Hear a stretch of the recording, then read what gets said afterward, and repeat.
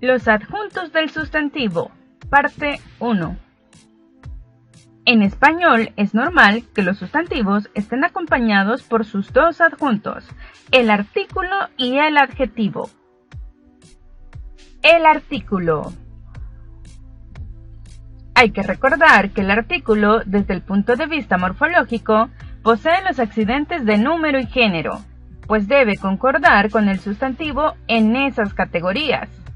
Desde el punto de vista sintáctico, el artículo es uno de los modificadores del sustantivo, y desde la perspectiva semántica, su presencia, ya sea como artículo definido o indefinido o ausencia, determina el valor abstracto, genérico o específico del sustantivo.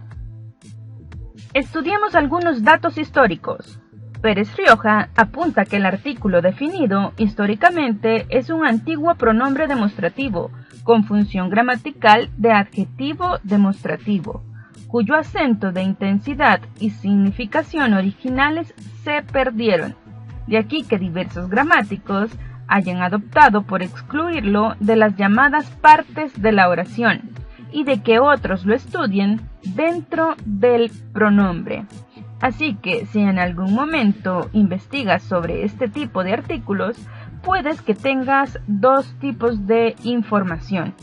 Dice también que hay quienes llegan a considerarlo como una partícula que tiende a limitar la extensión del sustantivo al cual acompaña. No obstante, para el autor, aunque el artículo no significa nada por sí mismo, algo le queda de su origen pronominal. De ahí que nuestra gramática mental o nuestro sistema operativo gramatical a veces llegue a confundir a los artículos con los pronombres. El artículo responde a su significación etimológica, pues su función es la de unir o articular conceptos y relaciones, limitando el sustantivo individual o específicamente, en el caso del artículo definido e indefinido, o genéricamente el caso del artículo indefinido. Expliquemos esto. Por su parte, Pérez Rioja continúa explicando que el artículo indefinido tiene su origen en el numeral 1, apocopado o debilitado, es decir, pierde la O, cuya significación es semejante al pronombre indefinido alguno.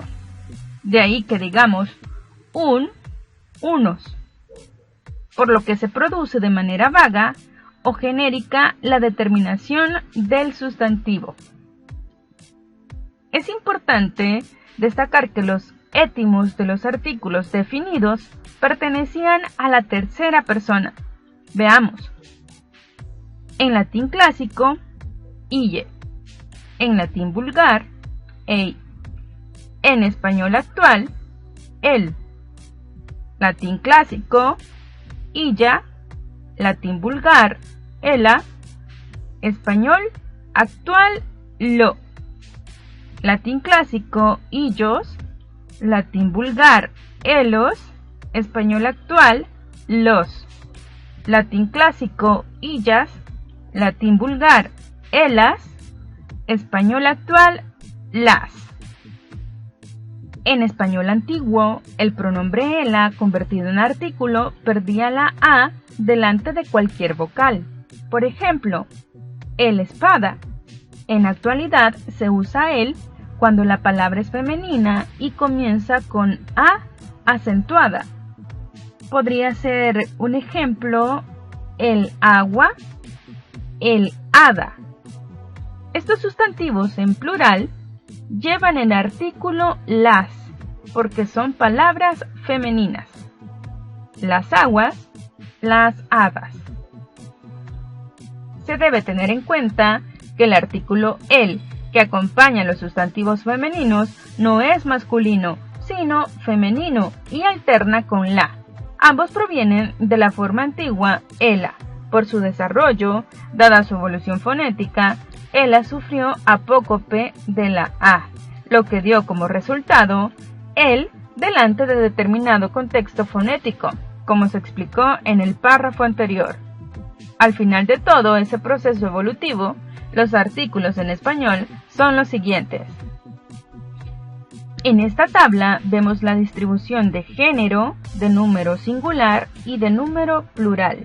En masculino el número singular es el y en plural es los.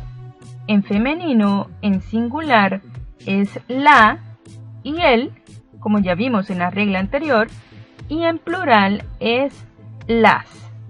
Y en neutro en singular es lo y no tiene plural. ¿Cómo se realiza la concordancia entre el artículo y el sustantivo? La concordancia entre el artículo y el sustantivo se realiza dentro de la frase nominal. El núcleo sustantivo define las características de su frase. Así, si el sustantivo es masculino o plural, entonces la frase nominal tendrá como rasgos característicos masculinos y plurales. Una vez que la frase nominal tiene definidos sus rasgos, entonces ellos son copiados a los adjuntos del sustantivo, sean estos el artículo o el adjetivo. Es decir, que si tengo un sustantivo plural, tanto el artículo como el adjetivo tienen que serlo. O si tengo un sustantivo masculino, tanto el artículo como el adjetivo tienen que serlo. Debemos tener claro que las oposiciones masculino-femenino y singular-plural son parte del español en cuanto a sistema, es decir, que primero se realizan a nivel abstracto y luego se expresan morfológica y fonéticamente, es decir, que nuestra mente ya sabe que si utilizaremos un sustantivo masculino, también tenemos que utilizar un artículo del mismo tipo, aunque siempre hay excepciones. Más en concreto, todos los sustantivos y sus adjuntos entran dentro del sistema y se modifican en virtud de las oposiciones antes mencionadas, independientemente de que posean marcación de género y número o no. Ejemplo, la palabra álbum, aun cuando no tenga una marca explícita para masculino, funciona dentro del sistema como masculina. En el caso de la pluralia tantum, el propio sistema morfológico elimina la oposición singular-plural. Estos sustantivos son aquellos que se expresan y existen únicamente en forma plural. Por ejemplo, andas, exequias, nupcias, tinieblas, ascuas, víveres, añicos, enseres, anales, esposas, cadenas, celos, etc. Y por último, formas contractas del artículo. Las formas contractas del artículo no son otra cosa que una amalgama morfológica. En español solo tenemos dos casos de estas. 1. Al. Se da por la concurrencia de la preposición a más el artículo el. Su conformación morfológica sería a, el y queda al. 2. Del.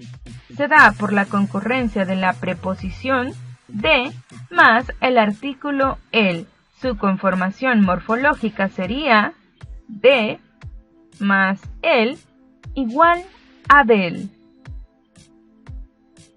Gracias por haber llegado hasta el final. Ya sabes que puedes hacer tus preguntas en el tablón, vía WhatsApp o en Meet. Y si no estás en estas plataformas, envíame un mensaje a YouTube. Nos vemos en la próxima clase con la segunda parte.